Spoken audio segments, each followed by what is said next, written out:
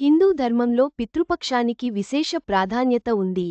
September 7 నుండి ప్రారంభమయ్యే ఈ పితృపక్షంలో రావి, మర్రి, తులసి మొక్కలను నాటడం వల్ల పితృదేవతల అనుగ్రహం లభిస్తుందని నమ్ముతారు. పితృపక్షానికి హిందూ మతంలో ఉన్న ప్రాముఖ్యత ఇంత అంతా కాదు.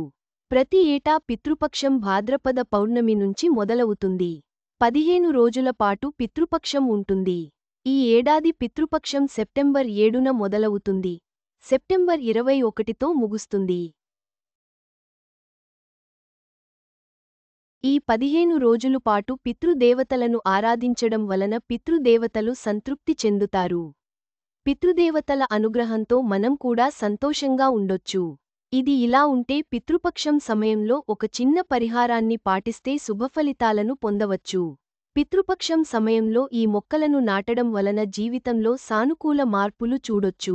అనేక రకాల సమస్యల నుంచి బయటపడవచ్చు. పితృపక్షం సమయంలో నాటాల్సిన మొక్కలకు సంబంధించిన పూర్తి వివరాలు తెలుసుకోండి. పితృపక్షం సమయంలో ఈ 3 మొక్కలను నాటితే సకల సంతోషాలు, పూర్వీకుల అనుగ్రహారాన్ని పొందవచ్చు. పితృపక్షం సమయంలో రావి మొక్కను ఇంట్లో నాటడం మంచిది. రావి మొక్కను పండగలు, పర్వదినాల సమయంలో పూజిస్తారు. పితృపక్షం సమయంలో రావి మొక్కను నాటడం వలన ఇంకా ఎక్కువ ఫలితం ఉంటుంది. ఎందుకంటే రావి మొక్కలో పితృదేవతలు కొలువై ఉంటారని అంటారు. మీ ఇంటి దగ్గర ఈ మొక్కను నాటితే పూర్వీకుల అనుగ్రహం లభించి కుటుంబమంతా సంతోషంగా ఉండొచ్చు. చనిపోయిన పూర్వీకులు సంతోషాన్ని, సంపదను కలిగిస్తారు. మర్రి మొక్కను నాటితే కూడా రావి మొక్క నాటినట్లే ఫలితాలను పొందవచ్చు. మర్రి మొక్కను పితృపక్షం సమయంలో ఇంటి దగ్గర నాటడం వలన సకల సంతోషాలు కలుగుతాయి. ఈ సమయంలో ఈ మొక్కను నాటితే సంతోషం, ప్రశాంతత కలుగుతాయి. దీర్ఘాయువు, అమృతత్వాన్ని పొందవచ్చు.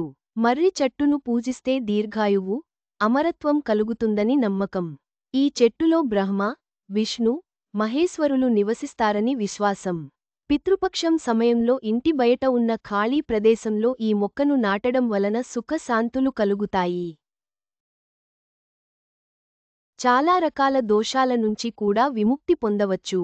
హిందూమతంలో తులసి మొక్కను పవిత్రంగా భావిస్తారు. తులసి మొక్కను పండుగ సమయంలో, పర్వదినాల్లో పూజిస్తారు. శుక్రవారం నాడు కూడా ప్రత్యేకించి తులసి మొక్కను ఆరాధిస్తారు.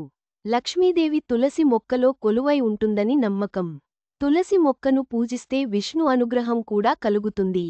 పితృపక్షం సమయంలో తులసి మొక్కను నాటడం వలన విశేష ఫలితాలను పొందవచ్చు. పితృదేవతల అనుగ్రహాన్ని కూడా పొందవచ్చు. గమనిక: ఈ కథనంలో మీకు అందించిన సమాచారం, సూచనలు పూర్తిగా నిజమైనది, ఖచ్చితమైనది అని మేము చెప్పలేము. నిపుణుల సూచనల ప్రకారమే మేము ఈ సమాచారాన్ని అందిస్తున్నాం. వీటిని పాటించే ముందు ఖచ్చితంగా సంబంధిత రంగంలోని నిపుణుల సలహా తీసుకోవడం మంచిది. పితృపక్షం సమయంలో ఈ 3 మొక్కలను నాటడం ద్వారా పితృదేవతల అనుగ్రహాన్ని పొంది, సుఖ, శాంతి, సంపదలతో కూడిన జీవితాన్ని గడపవచ్చు.